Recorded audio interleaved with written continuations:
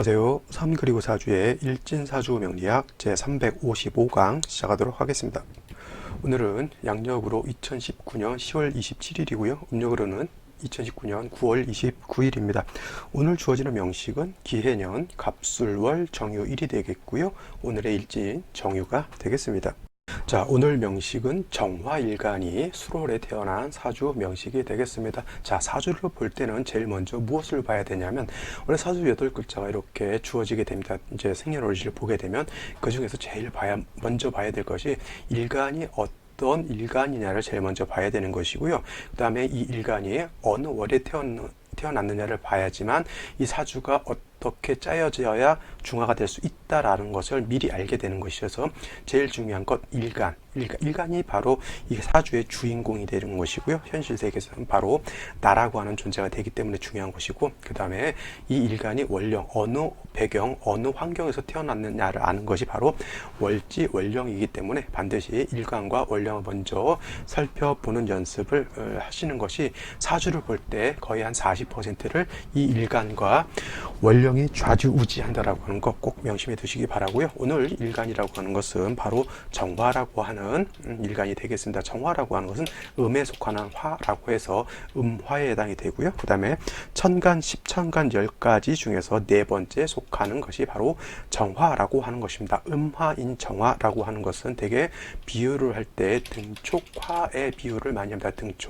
등촉화라고 하는 건 뭐예요? 지금은 전기가 이렇게 들어와 있지만은 옛날에 전기가 들어오지 않았을 때는 촛불을 켰고요. 그래도 촛불을 켜는 사람들은 조선조 때는 옛날에는 그래도 좀 잘 사는 집안에서 초를 켜고 그랬지. 그렇지 않고서는 뭐 아주가를 기름이라든가 원래 불도 잘 켜지 못했죠. 그래서 옛날에 없이 살았을 그런 시대에는 밤에 등잔불이 어두워서 형설지공이라는 말이 있었잖아요. 형설지공, 그죠?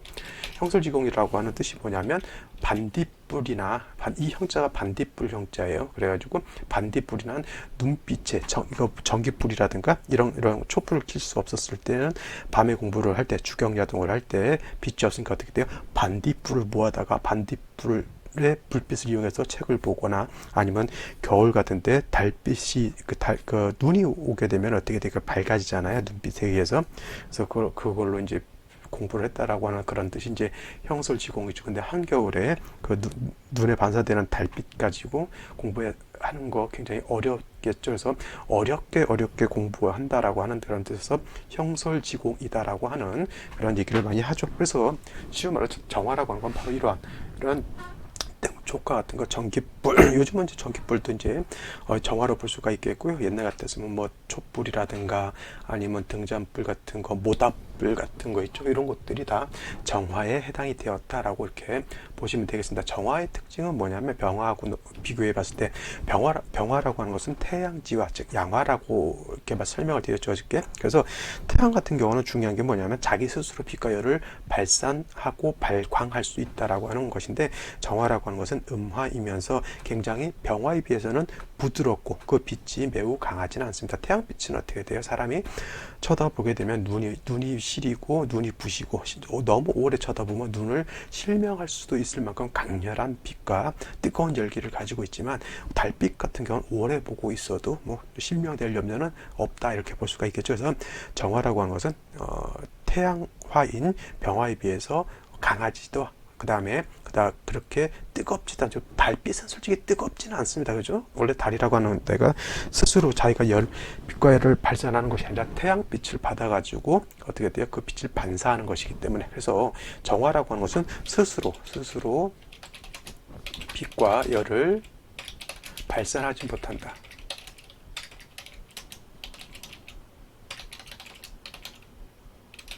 그래서 뭐예요? 항상 인성인 목이 있어 생조해 주어야 한다.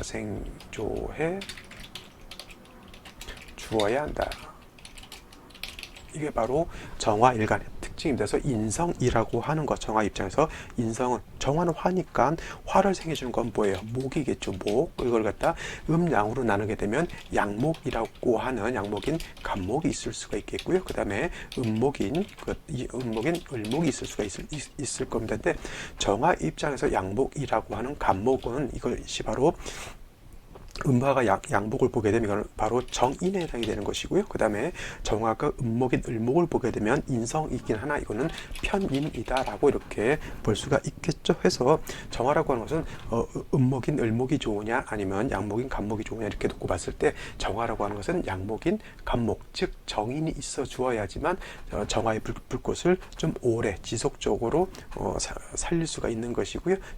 간목만 있어서는 안 되고 반드시 경금이라고 하는 금이 있어 주어서 벽값 인정해 주어야지만 정화를 살릴 수가 있다라고 하는 겁니다. 아시겠죠? 그래서 정화라고 하는 것은 사시사철 경금 간목을 어떻게 얻어서 중화를 시키느냐가 가장 큰 관건이 되는 것이고요. 그 다음에 이제 월에 따라서 임묘월 같은 경우는 목이 자체가 왕하니까 이때는 금이 많이 필요할 것이고요.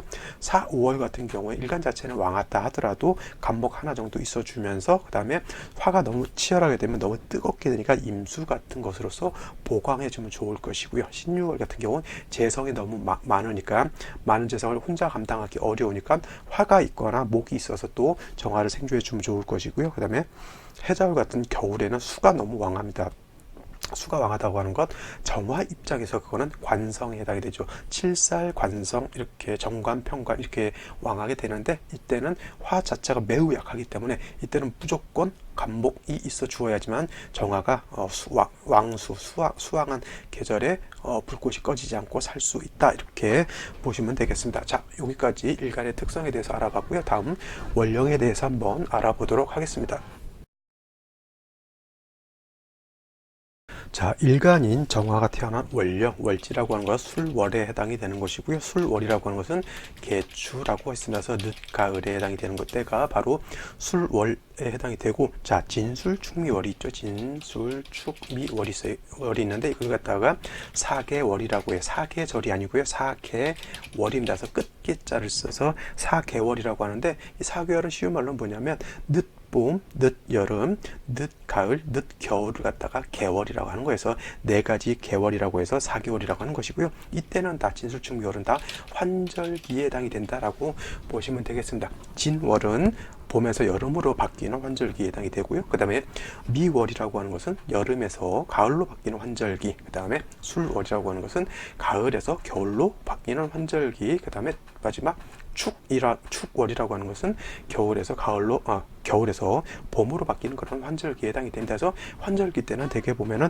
복잡하단 매우 많은 변화 같은 것이 있게 돼요. 그죠? 한쪽 방향에서 또 다른 새로운 방향으로 넘어가는 그런 단계이기 때문에 많은 변화가 있을 수가 있겠고요. 하루를 따지든 1년을 따지든 아니면 크게 사람의 대운을 따지든 진술축미에 해당하는 그러한 때는 뭐냐면 그래서 약간은 복잡다단한 일들이 많이 바뀌게 된다. 이쪽 먼저 있었던 안정된 환경에서 다른 또 안정된 환경으로 넘어갈 때는 어떻게 돼요? 체제가 바뀌게 되는 거기 때문에 그럴 수밖에 없어요. 예를 들면은 북극에 있는 사람이 갑자기 어떻게 돼요? 남구로 가게 되면 그 중간에 가는 과정이 어떻게 됩니까? 거기서 적응을 잘 못한다고 너무 급속하게 바뀌게 되면 사람이고 동물이고 식물이고 적응을 못하죠. 겨울 추운 집안에 사는 곳을 갑자기 뜨거운 데 갖다 놓으면 어떻게 됩니까? 그거는 바로 적응할 수가 없겠죠. 그래서 어느 정도 텀을 두어서 적응해 나갈 수 있도록 만들어주는 완충장치가 필요한 것이잖아요. 그래서 바로 진술축미월이라고 하는 이 환절기가 바로 그러한 완충장치를 해줄 수 있는 그런 단계에 해당이 되죠. 진월은 봄이면서 봄에서 여름으로 가는 환절기라고 말씀드렸죠. 기온이라고 하는 것은 서서히 올라가는 것이고 내려갈 때도 서서히 이제 내려가는 것이죠. 근데 갑자기 봄의 기온은 15도, 12도 이렇게 있다가 갑자기 하루아침에 온도가 어떻게 돼요? 30도, 35도 올라가면 사람, 동물, 식물이 다 적응을 못한다는 얘기예요. 그래서 서서히 올라가는 그런 단계, 그 다음에 완충장치라고 하는 그런 단계를 거치는 것이 바로 이 진술축미월 4개월이다 라고 하는 겁니다. 아시겠죠? 그 다음에 술월이라고 하는 것은 그 다음에 진술축미월이 다 토왕절에 해당이 돼요. 토왕절. 왕절. 자, 오행 중에서 목과 토금수가 있죠. 그래서 목이라고 하는 것은 인묘월, 인묘진월까지 볼 수가 있겠지만 대개 인묘월에 목은 왕한 거고요. 그 다음에 화는 사우월에 왕하고, 그 다음에 금은 신유월에 왕하고, 수는 해자월에 왕하죠. 근데 마지막 중간중간에 있던 아까 말했던 4개월 환절기는 어떻게 돼요? 이쪽에서 저쪽으로 넘어가는 완충장치 역할을 하는 것이 바로 토라고 하는 겁니다. 그래서 토라고 하는 것은 4개월에 이렇게 왕하기 때문에 진술중미월이 다 토가 왕한 계절이다라고 보시면 되겠습니다. 그래서 술월에 정화가 이렇게 태어나게 되면, 포태법으로 보게 되면 정화라고 하는 것, 화는 술에 이르면 여기가 뭐 해야 돼요? 화고에 해당이 돼요. 화고에 해당한다. 그래서 어떻게 돼요? 화는 매우 약하죠. 자, 화고라고 하는 건 뭐냐면 쉬운 말로 화의 묘지라고 하는 뜻입니다. 화의 묘지. 화가 이제 일생일대를 다 마치고 나서 이제 한 일대기를 정리하는 단계가 바로 묘고, 화고에 들어가는 그러한 단계에 해당이 되기 때문에 화 자체는 매우 약하죠. 근데 반면 토라고 하는 건 뭐예요? 4개월의 토왕절이라죠.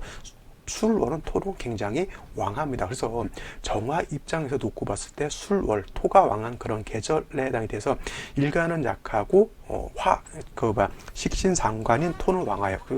왕해서 일간의 기운을 많이 설기시키죠. 이걸 갖다가 내자로 뭐라고 그러냐면 설기태과라고 하는 겁니다. 설기태과라고 하는 것은 뭐냐면 기를 설자가 기운이 이게 뭔가가 빠져나간다라고 하는 거죠. 우리가 쉬운 말로 전날 뭐 잘못 먹게 되면 어떻게 돼요? 배탈 설사를 하는 거죠. 그 설자를 이렇게 쓰는 건데, 기가 설기되는 것이, 기가 나아가는 것이 어떻게 돼요? 심대하게 매우 크다라고 하는 거예요. 그래서 사람 같은 경우도 설사를 너무 많이 하게 되면 어떻게 됩니까? 기력이 많이 빠져나가게 되고, 심한 경우 다리도 후들거리고 제대로 서지도 못하는 그러한 상태가 되죠. 바로 이러한 것이 설기태과한 그러한 상태에 해당이 되는 것이죠. 그래서 정화가 수월에 태어났을 때는 바로 이러한 설기태과한 그런 상태에 있기 때문에 가장 먼저 뭐예요? 약한 정화 자체를 도와주는 것이 필요하겠죠. 물론 도와준다라고 하는 것,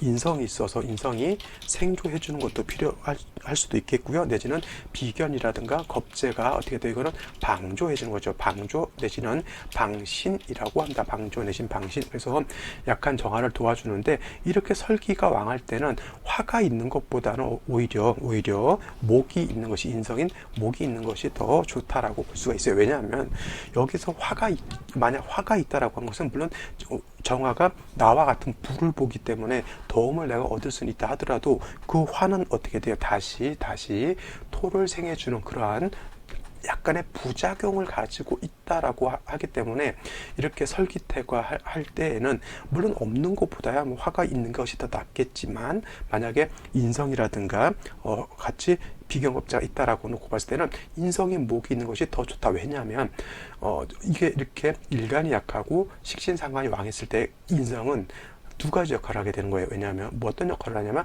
일간을 도와주는 역할도 하는 것이고요. 그 다음에 이 인성이라고 하는 것은 식신상관, 나의 기운, 일간의 기운을 빼가는 어떤 그 식신상관도 억제시켜주는 역할을 하는 겁니다. 예를 들어서 여자분들 이제 결혼해서 애를 낳게 되면 솔직히 많이 힘들잖아요. 그죠? 나 자신도 혼자 몸을 추스르기도 어렵고 또 아기까지 봐야 되니까 많이 힘들죠. 옛날 우리 어머니 때는 그렇죠. 시골에서 밭일 하다가 애가 나올 것 같아서 애 낳고 나서 미역국 한 그릇 뚝딱 먹고 다시 또 밖에 나가서 일했다라고 하는 그런 얘기도 많이 하는데, 원래 애 낳고 하는 것이 많이 또 힘들고요. 또 아기도 봐야 되잖아요. 이때 친정 엄마가 있으면 어떻게 돼요?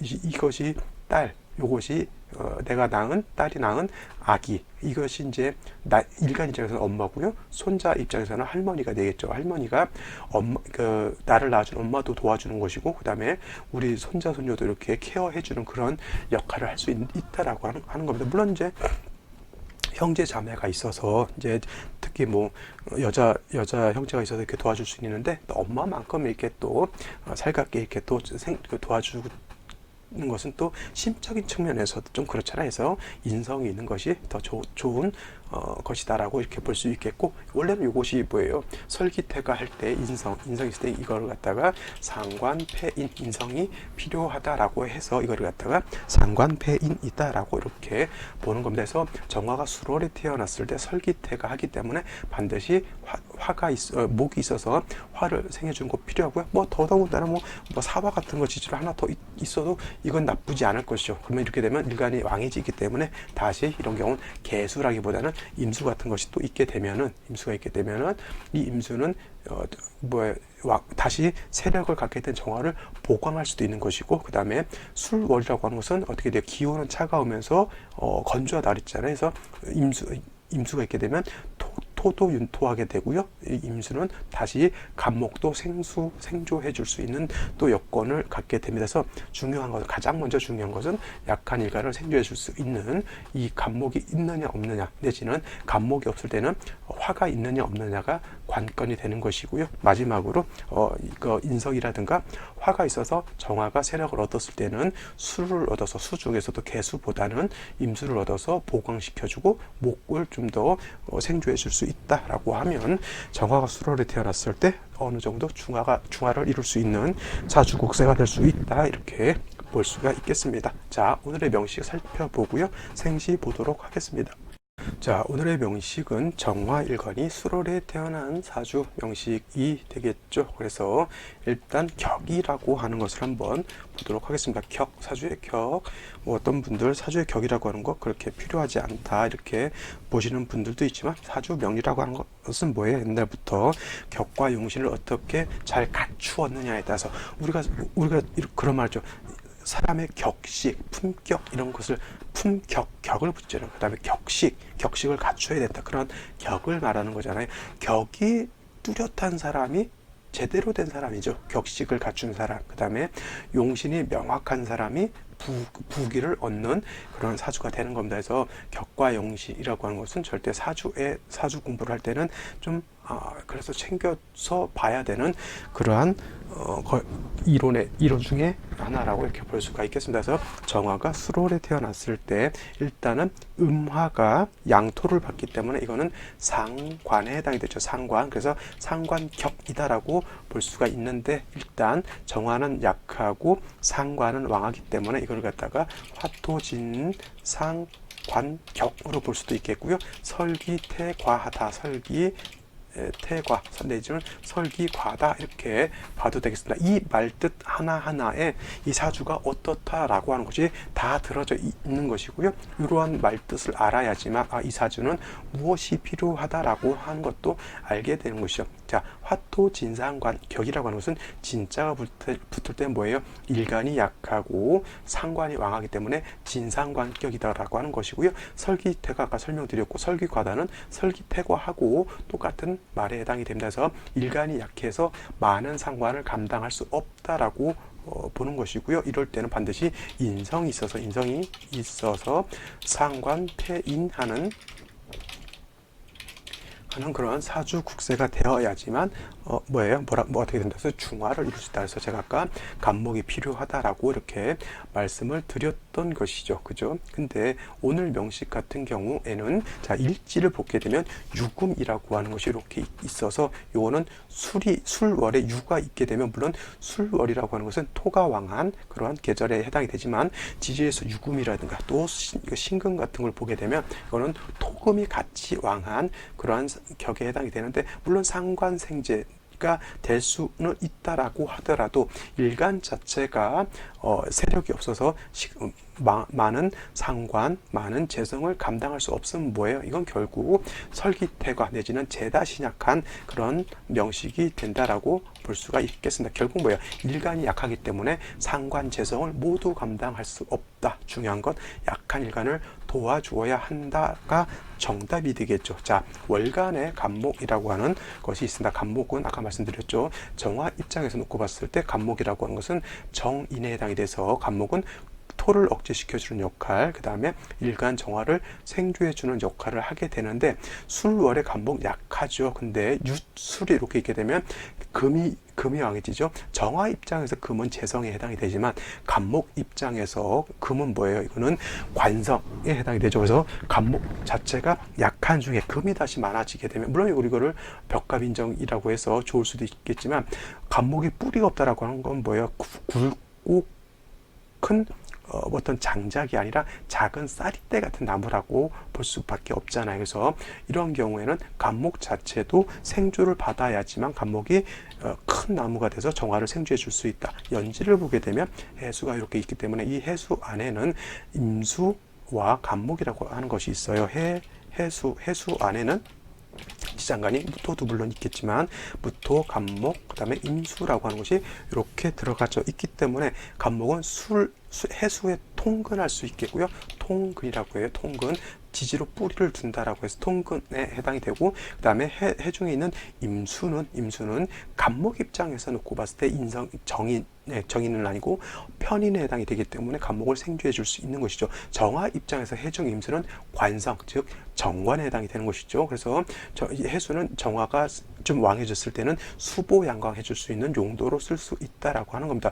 여러분들이 육신에 대해서 공부가 미비하거나 육신을 모르는 사람들은 이 강의를 들을 때 좀 어렵죠. 간목 입장에서 임수는 편인에 해당이 되고, 정화 입장에서 해중 임수는 정관에 해당이 된다. 이렇게 뭐가 이렇게 자꾸 이상하게 말이 이것들을 다르고 적었다는 다른 이렇게 헛갈리실 수도 있겠지만, 그게 다른 것이 그걸 다른 것이 지당한 것입니다. 왜냐하면 정화 입장에서 세상을 보는 것과 간목 입장에서 세상을 보는 것은 다르죠. 다를 수밖에 없는 것이죠. 여자 입장에서 남자를 보는 것과 남자 입장에서 여자를 보는 것 당연히 다른 것이겠죠. 그래서 정화 입장에서 육신이 달라지는 것이고요. 그 다음에 간목 입장에서도 당연히 육신이 달라질 수밖에 없는 것입니다.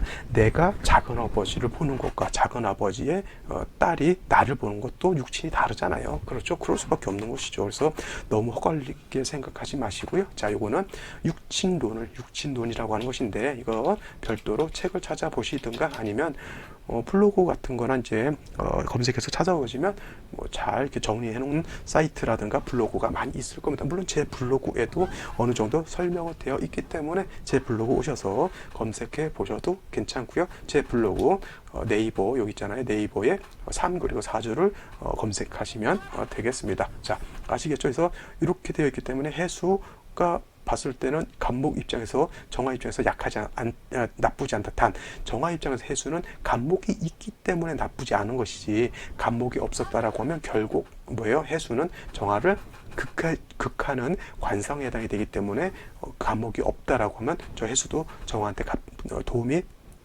되지 않는다, 이렇게 볼 수가 있는 거예요. 자, 연주를 보게 되면 기토라고 하는 것이 있습니다. 이게 가장 큰 문제가 된다라고 하는 거예요. 왜냐하면 이렇게 3주까지 놓고 봤을 때 정화는 유에도 도움을 받을 수가 없고요. 통근은 할 수 있을지언정 화의 묘지이고 토가 너무 왕해서 정화의 기운을 설기시켜 주니까 좋은 것이 아니고요. 해수도 간목이 없었다라고 하면 정화를 극하는 그런 성분이기 때문에 좋지 않죠. 이 3주까지 놓고 봤을 때 간목이라고 하는 것이 있기 때문에 이 4주가 그나마 간목 때문에 버티는 그러한 형국인데, 기토가 이렇게 있게 되면 갑기가 이거는 서로 탐합하게 돼요. 그래서 탐합하기 때문에 이거는 어떻게 돼요? 간목, 용신으로 써야 될 간목을 내가 쓰지 못하는 그러한 아주 안 좋은 역할을 하게 되는 것이고요. 이거는 정화 입장에서 놓고 봤을 때 기토라고 하는 식신이 나의 용신을 묶어버린 거하고 똑같죠. 그래서 이런 경우에는 식신, 내가 말하고 표현하는 것으로 인해서 오히려 내가 더 안 좋아질 수 있는 것이고, 내 식신상한테 손 아랫사람에 해당이 되니까 자기 주변 관리를 좀 철저히 해주지 않는다라고 하면, 그로 인해서 어떻게 돼요? 자기의 입지가 좀 많이 위태롭거나 많이 입지가 좁아질 수 있다라고 하는 그런 뉘앙스를 가지고 있다, 이렇게 보시면 되겠습니다. 이제 생시를 한번 살펴보도록 하겠습니다. 자, 생시 제일 먼저 경자시를 보도록 하겠습니다. 경자시가 된다라고 하면, 자, 자수를 보는 것 정화 입장에서 썩 달가운 거 아니죠? 지금 현재 상태에서는 인성인 목을 보든가 아니면 비견겁제인 화를 보는 것이 약한 정화 입장에서 굉장히 좋은 그 도움을 받을 수가 있는데, 지지자수라고 하는 것은 정화 입장에서 놓고 봤을 때 이거는 칠살에 해당이 되죠. 칠살에 해당이 돼서 나를 극해하는, 나를 극하려고 하는 그런 성분에 해당이 되기 때문에 좋은 글자가 아니고요. 그 다음에 경금이 투출했다라고 하는 것은, 이 경금은 뭐예요? 술과 유가 있게 되면 유술이 반합, 유술 이걸 준 방합이 되는 거거든요. 이것은 그래서 준방합이 되면 금이 왕해지는 것이고, 그 다음에 이 금 지지로 술유에 뿌리를 둔 경금이 이렇게 투출하게 되면 이거는 재성이 왕해지면서 칠살 관성도 있기 때문에 이건 뭐예요? 재살 태과한 그런 사주, 재살태과가 아니죠. 재성과 칠살이 너무 많다라고 해서 이거는 재살태왕이라고 하는 것이 맞겠죠. 해서 이렇게 되면 정화일간이 진짜 의지할 곳이 하나도 없게 되는, 이걸 뭐라 그래? 고림무보라고 해요. 고림무보라고 하는 뜻은 뭐냐면, 우리 고립돼 있다 그랬잖아요. 적군한테나 이렇게 내가 나한테 도움을 받을 수 없는 그런 환경에 고립되어 있는데, 그 고립되어 있는 상황에서도 나를 도와줄 것이 없는 것이 바로 고립무보라고 이렇게 하는 겁니다. 고립무보라고도 하고요. 고립무원이라고도 이렇게 합니다. 원자는 뭐예요? 우리가 원조해준다 그러죠.